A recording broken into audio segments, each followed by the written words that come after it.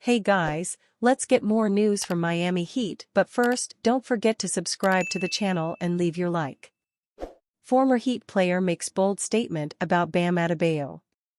The Miami Heat have made it a trend to slowly play themselves into shape during the regular season, and the 2023-24 NBA season is no different. After making the NBA Finals last season, the Heat are off to another SOSO year, though most expect them to kick it into high gear once the postseason rolls around. At 30-25, Miami sits in the 7th seed in the Eastern Conference and would need to win a play-in tournament game to keep their playoff spot. However, it's hard to imagine them losing a game at home if they've got a healthy Jimmy Butler and Bam Adebayo to anchor them on both sides of the floor. Adebayo in particular is having a career year for the Heat as he's assumed more responsibility on the offensive end while still holding down the painted area. Former Miami guard Norris Cole even went as far as to say that Adebayo's been more impressive than Anthony Davis via Gil's Arena. He's the best two-way player in league. He assists better, the better playmaker, he shot blocks just as good if not better, he switches and plays man better, Cole said. Like Adebayo, Davis is having a dominant two-way season and will likely sneak onto some MVP ballots at the end of the regular season. While Adebayo's got a lot of things going for him, it's hard to take Cole seriously as Davis is arguably the most disruptive defensive player in the league when engaged. Both big men are great at what they do, but at this point it's hard to put Adebayo over Davis.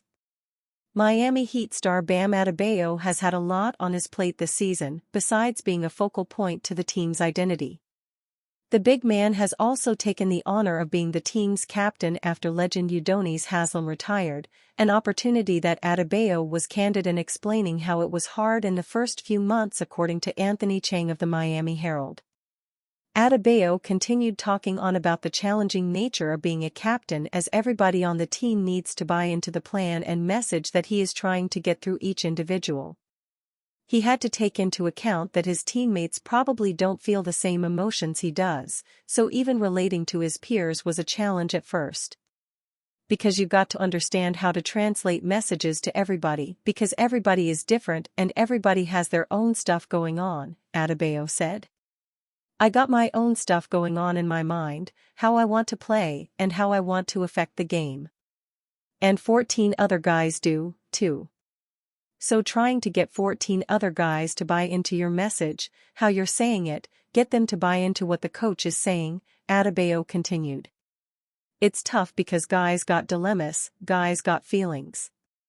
However, there is no doubt that the stars on the Heat look at Adebayo as the unequivocal leader of the team and the one they look to for answers when they are down. He was especially needed during their previous 7-game skid where the team had a meeting and film session where Adebayo and others kept it real as different players said it was a vulnerable time where things were said that needed to be said. If there was one aspect Adebayo had to learn, was that he had to leave himself at the door and focus on others. The Heat star big man said that was the biggest transition for him. I feel like that's the biggest transition for me, Adebayo said. You can't think about yourself if you want to be a captain. You have to always give to the team, you have to always give to the coaches. Even sometimes when you don't feel like it, you still have to. The legend he took the role over from is the aforementioned Haslem who has been a part of the Heat organization for 20 seasons, where in a lot of those, he was the captain. Even when the playing time was pretty much non-existent as of recent, he was an impactful vocal leader. He commented about Adebayo being a captain as it's known the two have a close bond. It's been a work in progress, Haslem said via the Miami Herald. But the thing about it is he cares. He cares about everybody, he cares about the team, he cares about the organization, he cares about the guys, he cares about winning. So that's the thing about being a captain, you have to be selfless, not selfish. And he's very selfless. So that's the hardest part. He's got that part covered. Is Jamie Jaquez Jr. the best Miami Heat rookie since Dwayne Wade? Jamie Jaquez Jr. has put in a memorable rookie season. The 18th overall pick in the 2023 NBA Draft has averaged 12.9 points while playing a pivotal role for the Miami Heat. Jaquez is averaging the fifth most points and third most steals among rookies this year. Although it is only halfway through the year, is it too soon to say that Jaquez has been the best Heat rookie since Dwayne Wade in 2003 to 2004? Wade averaged 16.2 points during his rookie season.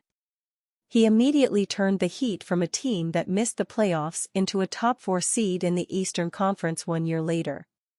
There have been other great Heat rookies over the past 2 decades as well. Kendrick Nunn's first-year performance during the 2018-19 season is the most recent great rookie season by a Heat player. He finished second in the Rookie of the Year voting that season. Nunn averaged 15.3 points in 67 games. Michael Beasley is the highest drafted player in Heat history, as he was taken second overall in 2008. Beasley averaged 13.9 points and 5.4 rebounds during his first year in the association. Jaquez started the year without much of a defined role. He steadily showed his worth in the rotation and garnered more minutes. Jaquez has appeared in the second most games and played in the second most minutes on the team. It will be interesting to see how Jaquez stacks up against other rookies when the year is all finished. He will also be among some of the best rookies that the Heat have had over the past 20 years. Miami Heat's dream scenario is acquiring Giannis Antetokounmpo this summer. The Miami Heat have been linked to some of the NBA's biggest stars in recent weeks, but it appears their dream is to sign Giannis Antetokounmpo. The star of the Miami Heat's dream scenario this summer is Giannis Antetokounmpo. Well, I would say that would be a dream scenario for almost every team in the league. Antetokounmpo is considered one of the 3 best players in the NBA, at least, and is averaging 30.8 points, 11.2 rebounds, 6.4 assists, 1.4 steals and 1.1 blocks per game this season. Almost any team he would join would become a serious title contender, although the Milwaukee Bucks don't look like one at the moment. The Bucks are 3-7 since Doc Rivers took over as coach and have fallen to 35-21 on the season. I'd back them to steady the ship after the All-Star break, but if this campaign ends in playoff disappointment, could Antetokounmpo want out? During this past offseason, Giannis hinted at a possible breakup with the Bucks. The 8-time All-Star stated that if there was a better situation for him to win a title, then he would have to try. It was after Antetokounmpo made these comments that the Bucks acquired Damian Lillard. The move was made to appease him, and Giannis signed a 3-year, $186 million extension with Milwaukee. The 29-year-old is now under contract through the 2026-27 season and has a $62.9 million player option for 2027-28. So the Bucks have a lot of leverage right now if he decides after the season that he wants to leave.